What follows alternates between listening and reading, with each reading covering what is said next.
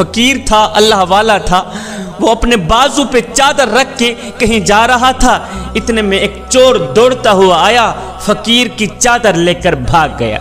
اب چور اس طرف بھاگ رہا تھا، فقیر نے کیا کیا، ساتھ میں ہی قبرستان تھا، فقیر نے قبرستان کی طرف دوڑ لگا دی۔ کسی نے دیکھ کر پوچھا، او بابا جی، او چور اس طرف بھاگ رہا ہے، تو بجائے چور کے پیچھے بھاگنے قبرستان کی طرف کیوں بھاگ رہا ہے؟ یہ سن کر فقیر نے کہا، بیٹے میں قبرستان کی طرف اس لیے بھاگ رہا ہوں کہ یہ چور جہاں مرضی ہے چلا جائے، آخر اس نے آنا تو قبر میں ہی ہے۔ بیٹا یہ جہاں مرضی ہے بھاگ جائے، جہاں مرضی ہے دوڑ جائے، آخر اس نے آنا تو قبر میں ہی ہے۔ اس کی آخری منزل تو قبر ہے، اس کا آخری گھر تو قبر ہی ہے نا، اس کا آخری ٹھکانہ تو قبر ہی ہے۔ نہ جسم تے ڈا نہ جان تے ڈی، اے ترکا رب رحمان دائے، اندے حکم بغیر تو بے وس ہی، اے فیصلہ پڑھ قرآن دائے۔ اور میرے جسم تے میری مرضی ہے، اے وہم گمان انسان دا ہے، اور تیری روح شاکر مالک دی تیرے ڈھانچہ قبرستان دا ہے۔ بیٹا یہ جہاں مرضی ہے چلا جائے، اس کا آخری ٹھکانہ تو قبر ہی۔ جب یہ اپنے گھر میں آئے گا، اب دن کے اجالے ہیں، دن کی روشنی ہے، جہاں مرضی ہے دوڑ جائے، اس کا آخری ٹھکانہ تو قبر ہی ہے نا، آخری گھر تو قبر ہی۔ جب شام ہوگی یہ اپنے گھر کی طرف آئے گا، جب گھر آئے گا تو میں اسے پکڑ لوں گا۔ انسان ساری زندگی یہی سوچتا رہتا ہے کہ لوگ کیا کہیں گے، لوگ کیا کہیں گے، میاں لوگ کیا کہیں گے۔ صاحب لوگ آخر میں بس یہی کہتے ہیں کہ انا للہ و انا الیہ راجعون۔ حضرت سیدنا عثمان غنی رضی اللہ تعالی عنہ، آپ جب بھی قبرستان میں جاتے تو اتنا روتے اتنا روتے اتنا روتے، خون کی آنسو رہا کرتے تھے۔ ایک دن کسی نے پوچھ لیا، حضرت آپ امیر المومنین ہیں، آپ جب بھی قبرستان میں آتے ہیں تو اتنا روتے ہیں اتنا روتے ہیں، آنکھیں چھم چھم برستی ہیں، کیوں؟ تو حضرت سیدنا عثمان غنی رضی اللہ تعالی عنہ نے فرمایا، بھائیو جب میں قبرستان میں آتا ہوں، جب قبرستان کی دہلیز پر میں قدم رکھتا ہوں تو میرے آقا کا وہ فرمان یاد آ جاتا ہے کہ میرے آقا نے فرمایا تھا، عثمان قبر آخرت کی منزلوں میں سے پہلی منزل ہے، آخرت کی منزلوں میں سے پہلی منزل ہے، اگر یہاں نجات مل گئی تو بعد کے سارے مراحل آسان ہو جائیں گے، اگر یہاں نجات نہ ملی تو بعد کے سارے مراحل دشوار ہو جائیں گے۔ اور میرے عثمان قبر آخرت کی منزلوں میں سے پہلی منزل ہے۔ جوانوں جب بھی قبرستان میں گیا کرو تو رویا کرو، فکر کیا کرو اپنی آخرت کی، قبر کی فکر کیا کرو۔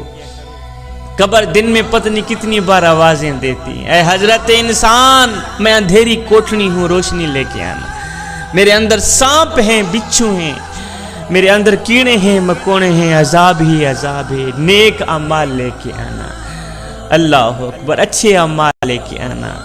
اے حضرت انسان تجھے پتہ نہیں ہے کہ قیامت کے بازار میں نیک اعمال کے مطابق ہی مرتبے ملیں گے، اچھے اعمال کے مطابق ہی مرتبے ملیں گے۔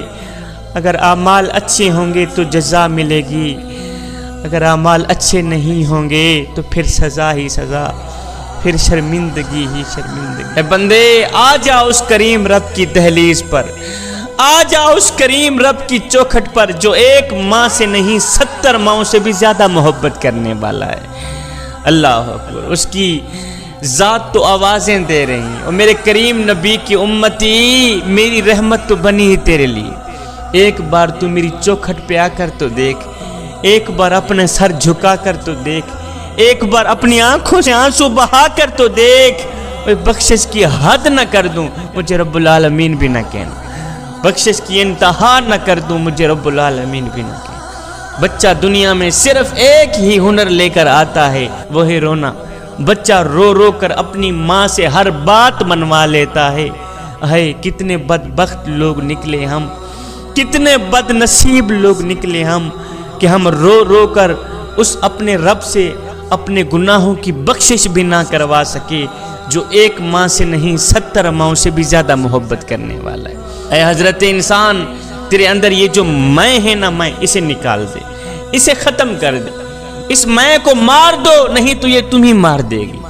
تم لوگوں نے اپنے اندر یہ جو شیطان بٹھا رکھا ہے نا، اس شیطان کو نکال دو، اس شیطان کو گرفتار کر لو نہیں تو یہ تمہیں گرفتار کر لے گا. اس شیطان کو مار دو نہیں تو یہ تمہیں مار دے گا.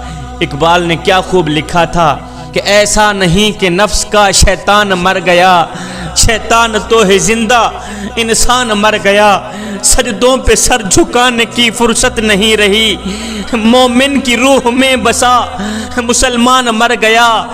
مسجد تو پکی بن گئی اور شاندار بھی، کچی ہیں رب سے چاہتیں، ایمان مر گیا. حیرت ہے تیری قسمت پہ اے اقبال، پیدا ہوا تھا خوشنما ویران مر گیا. اے حضرت انسان تو کمزور پیدا ہوا تھا، تھوڑی سی طاقت ہی تجھے کیا ملی، تو اپنی اوقات بھول گیا. اور تجھے پتہ نہیں ہے کہ جب تو اس دنیا میں آیا تھا تو لوگوں نے ہی تیرے ننگے وجود کو ڈھانپا تھا، اور جب تو دنیا سے گیا تھا مرا تھا تو لوگوں نے ہی تیرے ننگے وجود کو ڈھانپ کر تجھے رخصت کیا تھا. تو غرور کس بات کا کرتا ہے؟ ایک فقیر تھا، اللہ والا تھا، متقی پرہیزگار تھا. اس نے کسی جنازے میں شرکت کی. جنازہ پڑھنے کے بعد میت کو دفنایا. میت کو دفنانے کے بعد ساتھ میں ایک نوجوان کھڑا تھا. اس اللہ والے نے اس نوجوان کو کہا، اے نوجوان تیرا کیا خیال ہے؟ اگر یہی مرنے والا شخص جس کو ہم نے ابھی دفنایا ہے، دفن کیا ہے، اگر یہ دوبارہ دنیا میں آ بھی جائے تو اب یہ کیا کرنا پسند کرے گا؟ جس کو ہم نے ابھی دفنایا ہے نا، اگر یہ دوبارہ دنیا میں آ بھی جائے تو اب یہ کیا کرنا پسند کرے گا؟ تو اس نوجوان نے کہا، بابا جی اگر یہ دوبارہ دنیا میں آ بھی جائے تو اب یہ توبہ کرنا پسند کرے گا، اب یہ قرآن پڑھنا پسند کرے گا، اب یہ استغفار کرنا پسند کرے گا، اب یہ اللہ کو راضی کرنا پسند کرے گا. ہے یہ سن کر بابا جی رو پڑے، رو کر کہنے لگے، بیٹے مرنے والا تو یہ کام نہیں کر سکا، تم ضرور کر لینا. اور مرنے والے کے پاس تو وقت نہیں تھا نماز پڑھنے کا، قرآن پڑھنے کا، اللہ کو راضی کرنے کا. تمہارے پاس تو وقت ہے نا، تم قرآن پڑھ لینا، تم اللہ کو راضی کر لینا.